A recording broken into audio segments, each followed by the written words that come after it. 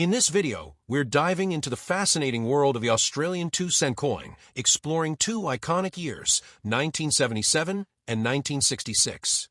These coins might look small, but their stories, values, and designs are packed with rich history and collector interest. Let's uncover what makes them truly special. Let's take a little journey back to 1977, an era when disco ruled, vinyl records spun endlessly, and coin collectors were casually slipping little copper coins into sleeves, unaware that decades later, people would still be talking about them.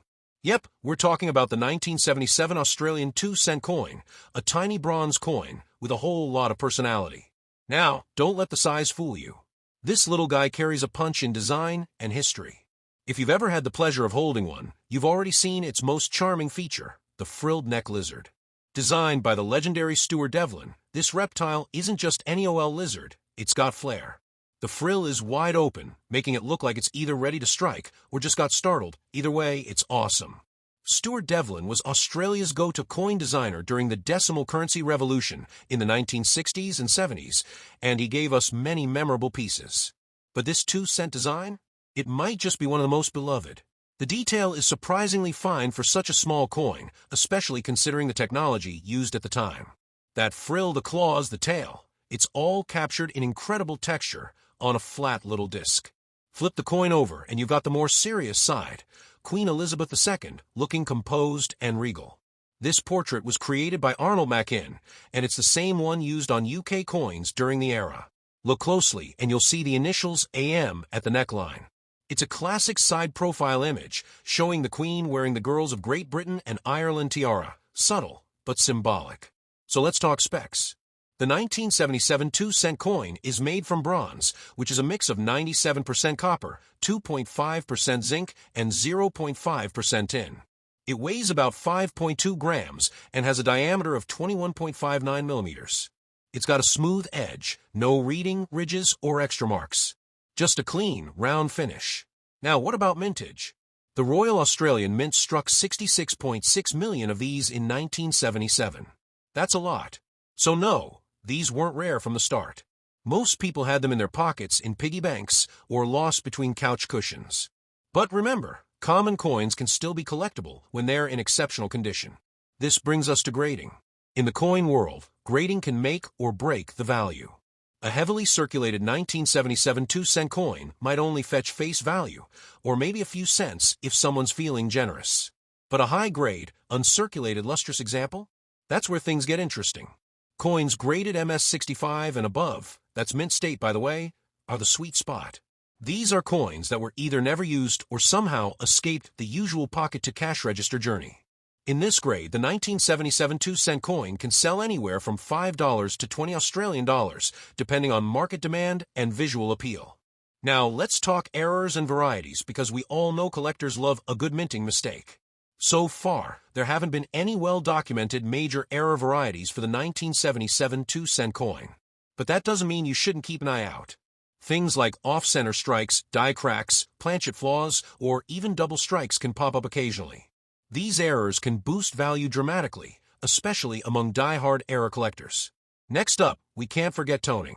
Over time, copper-based coins like this one develop natural color changes. Some darken into rich browns, while others might pick up rainbow-like sheens, blues, purples, and oranges. Collectors love eye-catching toning when it looks natural and vibrant.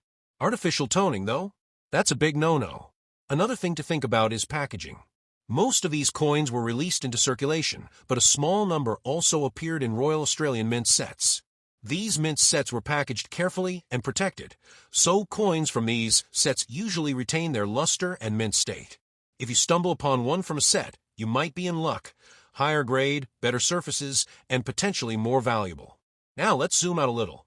The 2-cent coin was introduced in 1966 alongside Australia's shift from the pound to the dollar system. These little bronze coins quickly became everyday currency, used for years until their official withdrawal in 1992. That's right, by the early 90s, Australia phased them out due to inflation and the rising cost of production. But even though they're no longer in use, they're still legal tender. As a result, many Australians have fond memories of using these coins. Whether it was buying lollies from a local shop, using them in schoolyard games, or saving them in jars, the 2-cent coin is part of Australia's collective memory. That nostalgia factor is what keeps coins like the 1977 edition in the spotlight. Okay, let's talk market interest. As of now, the 1977 2-cent coin isn't considered rare. But if you find one in pristine condition, it becomes desirable. Especially among collectors who are trying to complete full-year sets, which means owning a coin from every year the denomination was minted. And the closer to mint state you get, the better. There's also a global collector base. Many people outside Australia collect these coins, especially in countries where coin hobbyists focus on Commonwealth coinage. The Queen's portrait alone makes it appealing for British coin collectors, and the unique frilled lizard makes it stand out even more for wildlife or animal-themed collections. Now, here's a cool little fact. While Australia stopped using the 1 and 2-cent coins in the 90s, New Zealand followed suit a few years later, and other countries like Canada also ditched their low-denomination coins for the same reason. So owning coins like the 1977 2-cent piece is a reminder of a time when money felt just a bit more tangible, when even a small bronze coin could buy you a lolly or two. And let's not forget that copper value. Since it's 97% copper, technically the metal content is worth more today than its original face value. But because of laws around melting coins for their metal, you're better off hanging on to it or selling to collectors than try and scrap it. If you're planning to start a collection, the 1977 2-cent coin is an easy, affordable piece to grab, especially for beginners. It's common enough to find without much trouble, but still vintage enough to feel special. And if you manage to score a mint state version, even better. On the flip side, if you already have one sitting in your drawer or coin jar, take a close look. Check the luster, the surfaces, any marks, and compare it to online photos of graded versions. You might just have a little treasure hiding in plain sight. So to sum it up, the 1977 Australian 2-cent coin is a bronze beauty with a frilled neck lizard on the reverse. Features Queen Elizabeth II on the obverse, designed by Arnold Machin. Made from 97% copper and weighs 5.2 grams. Over 66 million were minted, so it's common, but high-grade versions are valuable. Still legal tender, but withdrawn from circulation in 1992. Great for collectors, animal-themed collections, and fans of pre-decimal nostalgia. Watch out for high grades and natural toning. They're the ones that hold real value. A small coin with a big personality. The 1977 2-cent coin might not buy you a chocolate bar anymore, but in the world of numismatics, it's still worth a closer look. Alright, now let's take a nostalgic leap even further back, right to the year 1966. This year wasn't just another chapter in Australian history. It was a monumental shift, because 1966 marked the birth of decimal currency in Australia. And among the shiny new coins that rolled out that year, there it was, small, bronze, and kind of adorable, the 1966 Australian 2-cent coin.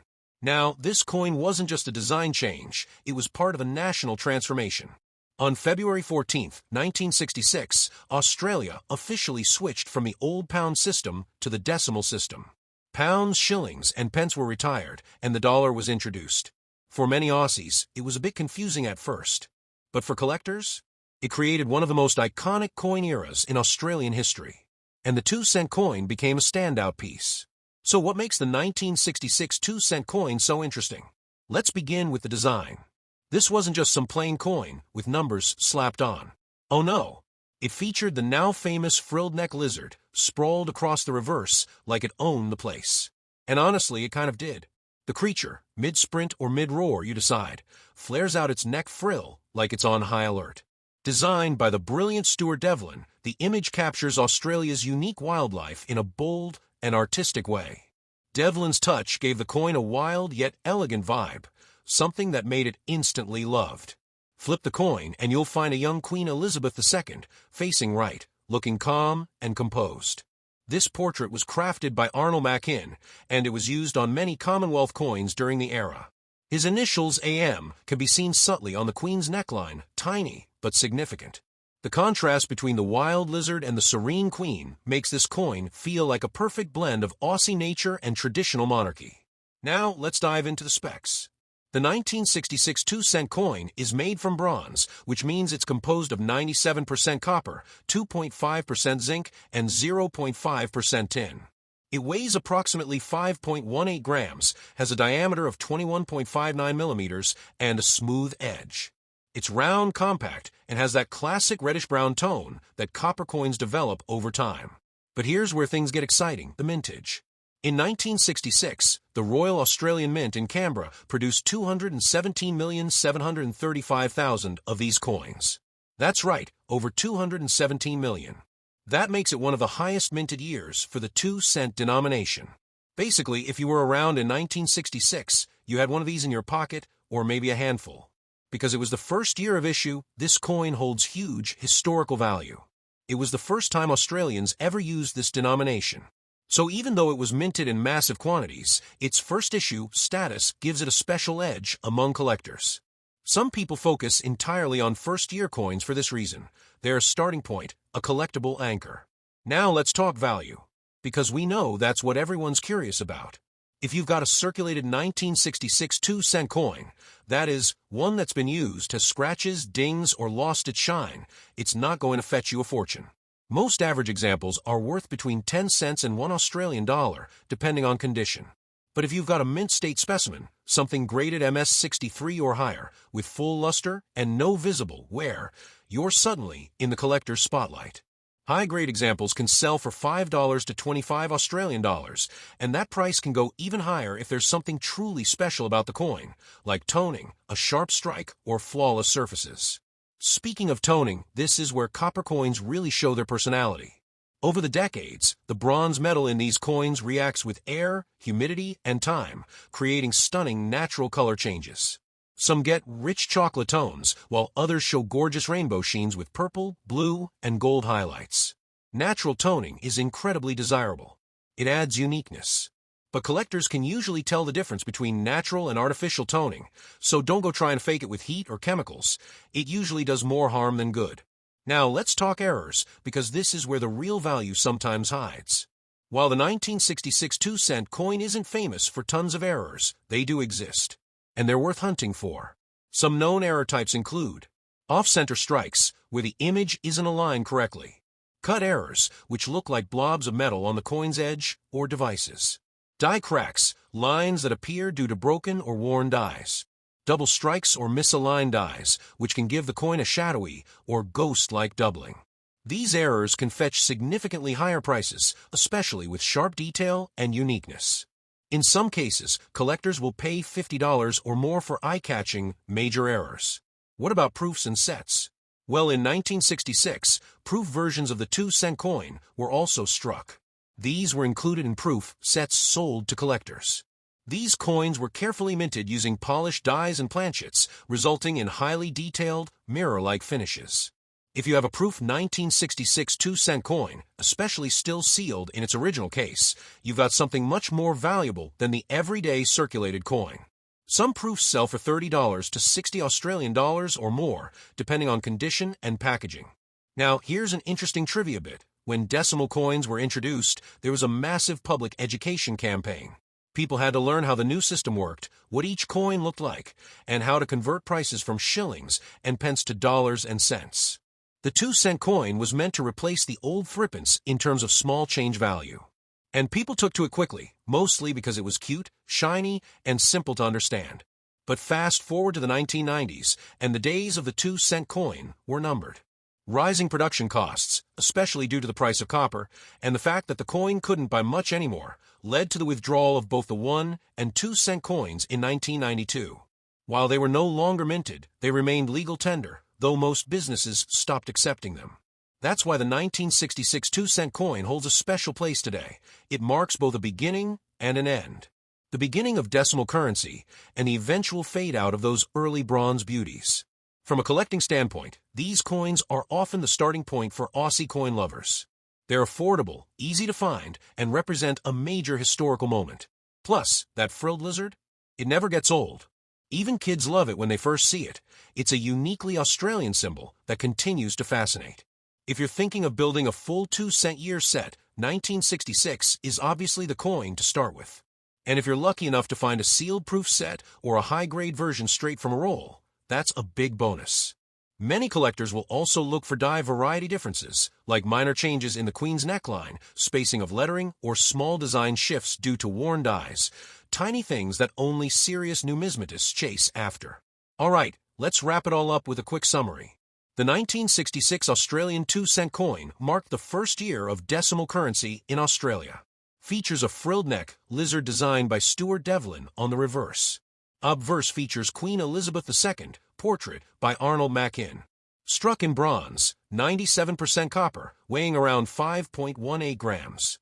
Over 217 million minted, extremely high, but valuable in high grades. Circulated examples, 10 cents to $1 AUD. Uncirculated or mint state, $5 to 25 Australian dollars or more. Proofs and errors can go significantly higher in value. World.